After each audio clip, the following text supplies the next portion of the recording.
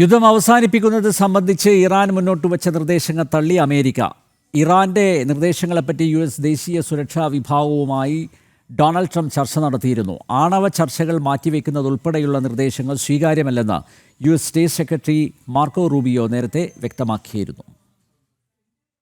ആണവ വിഷയങ്ങൾ സംബന്ധിച്ച ചർച്ചകൾ മാറ്റിവെച്ചാൽ ഹോർമൂസ് തുറക്കാമെന്നായിരുന്നു ഇറാന്റെ നിലപാട്. ഇക്കാര്യം ഉൾപ്പെടുത്തി ഇറാൻ സമർപ്പിച്ച പുതിയ സമാധാന നിർദ്ദേശങ്ങൾ US ദേശീയ സുരക്ഷാ വിഭാഗവുമായി ഡൊണാൾഡ് ട്രംപ് ചർച്ച ചെയ്തിരുന്നു. ഇതിന് പിന്നാലെയാണ് ഇറാന്റെ നിർദ്ദേശങ്ങൾ തള്ളിയത്. ഭീകരതയെ പ്രോത്സാഹിപ്പിക്കുന്ന രാജ്യമാണ് ഇറാൻ. ആ രാജ്യത്തിന്റെ കൈവശം ആണവ ആയുധങ്ങൾ എത്തുന്നത് അപകടകരമെന്ന നിലപാടാണ് അമേരിക്കയ്ക്കുള്ളത്. ഇറാന്റെ ആണവ നിരായുധീകരണമാണ് പ്രധാന ലക്ഷ്യമെന്നും US state secretary Marco Rubio വ്യക്തമാക്കുകയും ചെയ്തിരുന്നു. ഈ സാഹചര്യത്തിലാണ് ആണവ ചർച്ചകൾ മാറ്റിവെച്ച് ഹോർമൂസ് തുറക്കേണ്ടതില്ല എന്ന നിലപാടിലേക്ക് അമേരിക്ക എത്തിയത്. അതേസമയം ഇക്കഴിഞ്ഞ ദിവസം ഇറാൻ വിദേശകാര്യമന്ത്രി Abbas Araghchi Russian president Vladimir പുടിനുമായി കൂടിക്കാഴ്ച നടത്തിയിരുന്നു. ഇറാനെ പൂർണ്ണ പിന്തുണ പുടിൻ ഉറപ്പു നൽകിയതായി റഷ്യൻ വാർത്താ ഏജൻസികൾ റിപ്പോർട്ട് ചെയ്യുന്നുണ്ട്. പാകിസ്ഥാനിൽ നടത്താനിരുന്ന മധ്യസ്ഥ ചർച്ചകൾ പരാജയപ്പെട്ട സാഹചര്യത്തിൽ ഇറാൻ US സംഘർഷം അവസാനിക്കാനുള്ള സാധ്യത ഏറെ അകലെയെന്നാണ് നിരീക്ഷിക്കപ്പെടുന്നത്. ഇന്റർനാഷണൽ ഡെസ്ക്, ജനം.